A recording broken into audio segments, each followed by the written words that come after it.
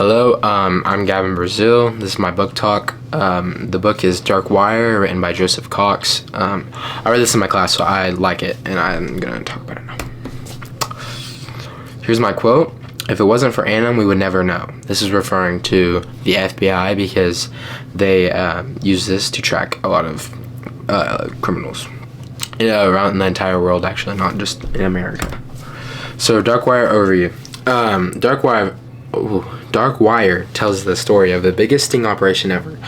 It was a secret FBI operation where the FBI created fake encrypted messaging app called Anim, which was used to track criminals all over the world, and that's kind of how they figured that out. But the criminals never thought anyone could see the messages because they used a different app too that did the same thing, but it was actually not a part of the FBI or any law enforcement, so they just trusted this app the same way they trusted Phantom Secure, which that's the other app called. The criminals never thought anyone could see these messages, so they said things openly, but the FBI could see it. It was like a three-way, so like the two criminals and the FBI. So the FBI listened to it, and from this was the largest one of this criminal takedowns in history. So yeah, it's pretty cool. I think it's really cool. But I like this type of stuff. So, key people or agencies in law enforcement. Nicholas Chevron, he was an FBI agent who helped plan the operation and made this decision to create Anim, the Anim platform. So he was kind of like the big person behind all of this. Mark Owen was a former person in the encrypted phone market, and then he turned to the FBI. He turned to become an FBI informant. He played a big part in putting Anim phones into the criminal market in the criminal world, and a lot of people trusted that. So Europol and AFP, that's the Australian police. So these were the main agencies that helped keep data and carry out massive raids on the crime world. So yeah, they were the two biggest agencies that helped, and obviously the FBI. But major criminal figures. Vincent Ramos, he ran Phantom Secure, which was the one before Anim that was not a part of any government agencies or any any law enforcement. Yeah, it was a part of it. It wasn't a part of any law enforcement. So yeah, that was a real phone company before Anim. When he was arrested, it gave the FBI an inner look into how criminals were talking. So then that's kind of how they got their idea. Anim users, these were the drug lords, weapon traffickers, and gang members from all over the world that thought Anim Secure was a very trustable phone and no one else could see it. So they talked about their crimes freely on it. So they kind of just gave it away. But they didn't know that the FBI could see every bit of this, obviously. I mean, they were just talking openly about it. Side note, I do like that it shows both sides, how the criminals use Anim and how the FBI used Anim to track these people, because it shows sometimes in books or movies you only get to see one side and then you only figure out at the end, but you get to see both sides in the book. So I think that's really cool. Yeah, that's that. How operations were successful. The major parts for Anim. Yeah, the major parts were for Anim, which tracked the messages the criminals were sending each other and just gave it right away for the FBI. And the key part that made it appealing for criminals was that you had to be invited to use Anim, and so it made it look like it was secure and very exclusive. Yeah. From people like Mark Owen and Vincent Ramos helped these phones get out there into criminals' hands from the FBI. From this the FBI could see all of it, obviously, which is kind of crazy though to think about, because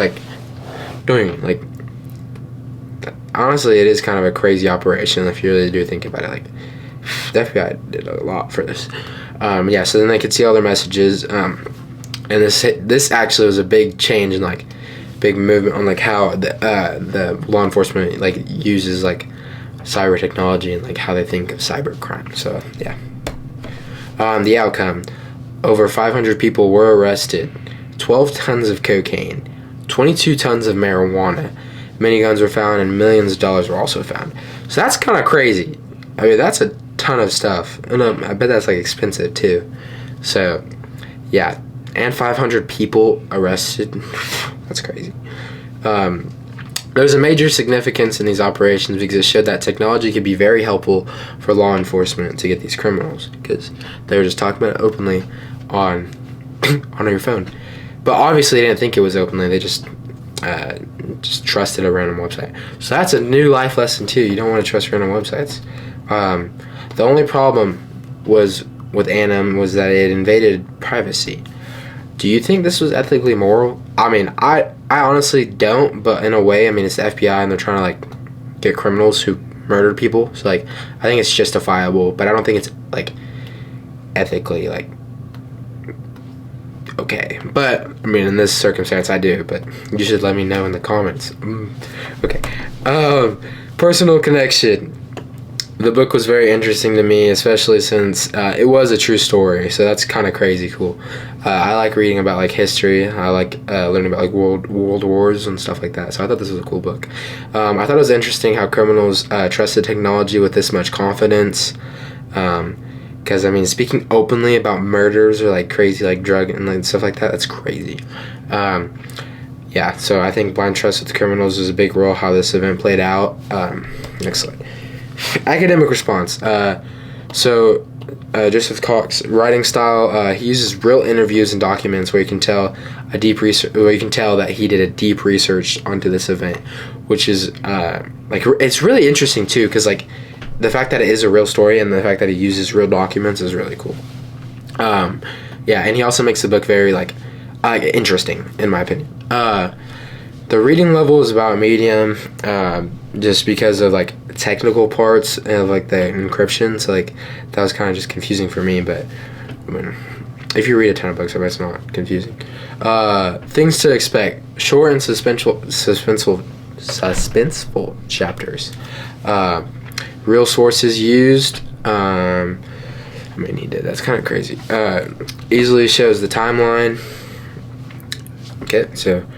Yeah, and the book's really easy to understand because, I mean, the timeline, like you understand, it starts from the very beginning and then it just at the end, and it's so it helps like it's not all over the place, because if it was all over the place, it'd be so confusing. Yeah. Okay. Final thoughts. I would recommend this book to anyone who's interested in true crime or like podcasts or shows if you're like interested in that, because it's really cool. Things like cybersecurity and technology, like if you're into that stuff, I mean, it's like the biggest sting operation there was, and undercover operations. I think that if you like undercover operation, I mean, this is an undercover operation, so it's a very big one too, so you'll like that. My overall thoughts was exciting, informative, and kind of scary. I learned that a lot about crime and like how it uses in technology, which is kind of like I didn't like you don't think like crime like is all, or like the FBI uses all of it, but they do. It's not. I think it's not just about action. It's about the outsmarting people who think they can't be touched. You know, I mean, they're just being like they think like they're overconfident and they think they can just get away with it. So that's cool. That it shows you not to be overconfident. You know. I highly recommend this book to anyone, who wants to understand how modern crime is fought and how smart you have to be like an FBI agent. Because I mean, to create your own website, I thought that was crazy. But yeah, that's all I have. Thank you for listening to my book talk.